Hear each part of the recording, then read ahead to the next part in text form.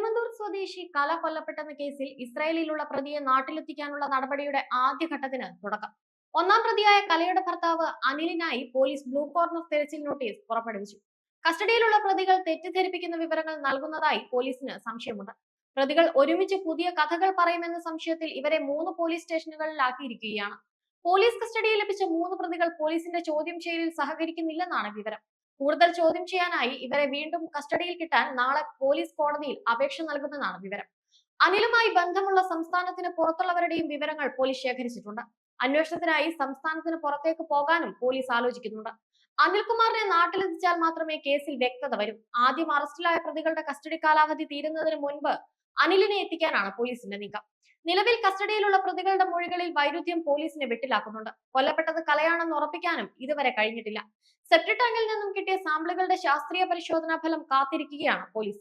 ഈ പരിശോധനാ ഫലം കിട്ടിയതിനു ശേഷം മാത്രമായിരിക്കും മൃതദേഹം കലയുടേതാണെന്ന് ഉറപ്പിക്കാൻ കഴിയുക. കൊലപാതകം നടന്ന തീയതി ഉറപ്പിക്കാനോ ആയുധം എവിടെയെന്ന് കണ്ടെത്താനോ പോലീസിന് ഇതുവരെ കഴിഞ്ഞിട്ടില്ല. മൃതദേഹം കൊണ്ടുപോയി എന്ന് പറയപ്പെടുന്ന മാരുതി കാർ കേന്ദ്രീകരിച്ച് അന്വേഷണം തുടങ്ങിയിട്ടുണ്ട്.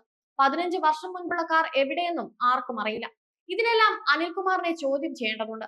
അനിലാണ് കേസിലെ ഒന്നാം പ്രതി. അനിലിന്റെ ബന്ധുക്കളും സുഹൃത്തുക്കളുമായ ജിനു, സോമൻ, പ്രമോദ് എന്നിവരാണ് മറ്റു പ്രതികൾ. ഇവർ 4 പേരും ചേർന്ന് കലയെ കാറിൽ വെച്ച് കൊലപ്പെടുത്തി കുഴിച്ചുമൂടിയെന്നാണ് പോലീസിന്റെ നിഗമനം. യുവതിയെ 15 വർഷം മുൻപ് ഭർത്താവും സുഹൃത്തുക്കളും ചേർന്ന് കൊന്നു കുഴിച്ചുമൂടിയതാണെന്ന് പോലീസ് എഫ്ഐആറിൽ പറയുന്നത്.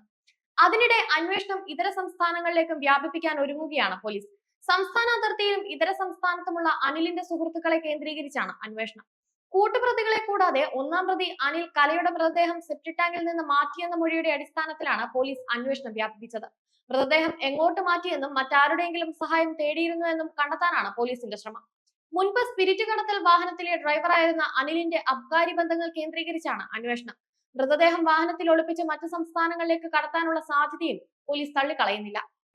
ഇടുക്കി നെടുങ്കണ്ടം സ്വദേശിയായ അനിലിന്റെ സുഹൃത്തിനെ പോലീസ് ഇന്നലെ 1 മണിക്കൂറോളം ചോദ്യം ചെയ്തിരുന്നു. രഹസ്യാത്മകത സൂക്ഷിക്കുന്നതിന്റെ ഭാഗമായി 3 പ്രതികളെയും വെവ്വേറെ സ്റ്റേഷനുകളിലേക്കും മാറ്റിയിട്ടുണ്ട്. വിശദമായ ചോദ്യം ചെയ്യലിന് ശേഷം മാത്രമേ തെളിവെടുപ്പ് നടത്തൂ. ഈ കേസ് വലിയ ഊരാക്കുടുക്കാണെന്ന് പോലീസ് തിരിച്ചറിയുന്നുണ്ട്. കല മരിച്ചുവെന്ന് ഉറപ്പിക്കേണ്ട ശാസ്ത്രീയ തെളിവ് പ്രതികളെ കൂട്ടാൻ അനിവാര്യതയായി മാറുകയാണ്.